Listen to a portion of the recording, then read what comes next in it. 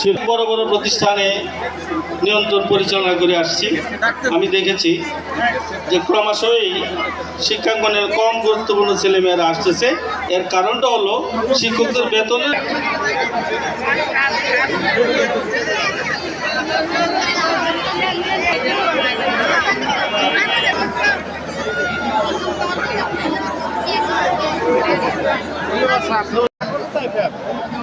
আসসালামু আলাইকুম।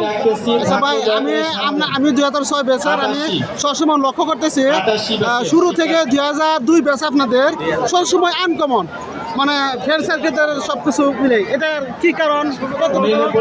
আলহামদুলিল্লাহ, আপনি যে বিষয়টা বলছেন এটা আমরা 2002 ব্যাচ স্কুলে যেরকম একটু আনকমন ছিলাম, আমাদের আলহামদুলিল্লাহ রেজাল্টের বিষয়ে একটু আনকমন, এবং আমরা অদ্যাবধি 2002 সাল থেকে আজকে 2026 সাল যাচ্ছে, আমরা এখনো প্রায় 40 জন বন্ধু একসাথে আছি।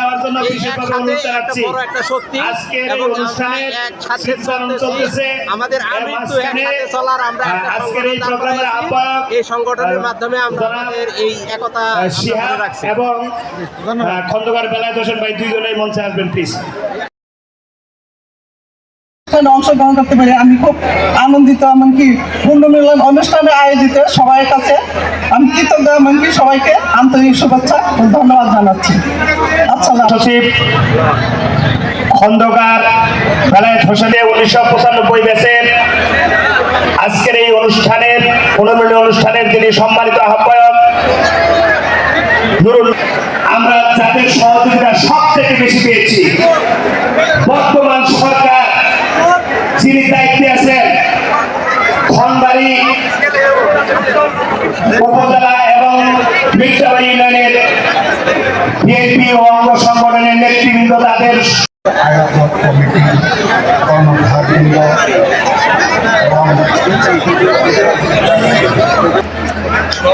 এবং মানুষের সময় খুব দোয়া প্রার্থনা করতেছি যাতে আল্লাহ অনুরোধ করছি। আর এই যে মাঝখানের লাইনটা, এই লাইনটা ফাঁকা করে দেন।